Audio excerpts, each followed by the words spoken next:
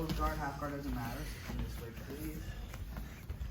From here, we're gonna do our basic escape pass to open the closed guard. In the match, the way he opened the closed guard really was by using a lot of the ground and pound kind of concepts, right? So he would punch, and as the person would try to open up his guard he started grabbing and pushing to create an angle. In jiu-jitsu, we don't have strikes, right? It's in competition, so it's harder to open the guard. It's actually harder to do techniques that you would rather have an easier time doing in MMA. There's a trade-off though, because in jiu-jitsu you're not getting punched in the face. So you have more time to think, you can relax, you can breathe. In MMA, you don't have time to think, you can't relax, right? You're getting punched in the face. But having said that, there's micro transitions of opportunities to pass faster, right? And so the number one thing to do here, whether we're throwing strikes or not, is to stay squared with my opponent, right? So every time my opponent moves to angle, I stay with him. I stay with him here. I don't want him to be perpendicular to me. I want to be parallel with him, first of all.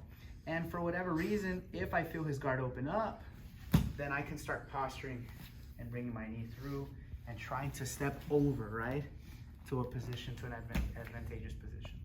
In the match, the breakdown really was him trying to go for an arm triangle, but he couldn't wrap fully around. So what he did was something very smart.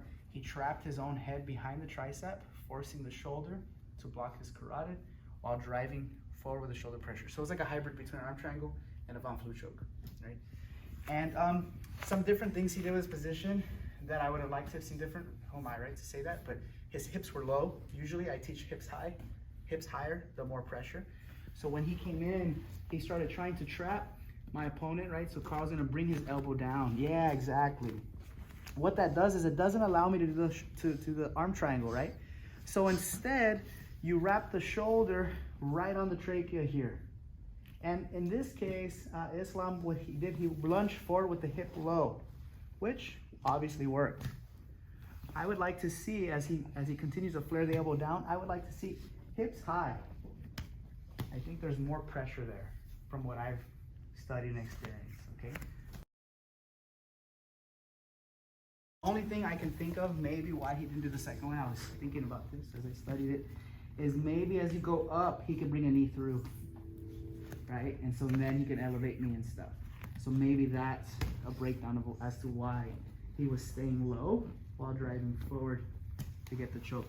So from the half guard position, I want to be able to sneak underneath his arm, post my forehead on the mat. What that does is prevents him. The simple defense to an arm triangle is bringing the elbow down. So if I can force my forehead on the mat and trap around his tricep, he's stuck here, even if he's doing this, right? That closes the gap a little bit while I'm able to drive forward. So I'm here. So let's say Carl tries to bring the elbow to his hip. Very hard, see?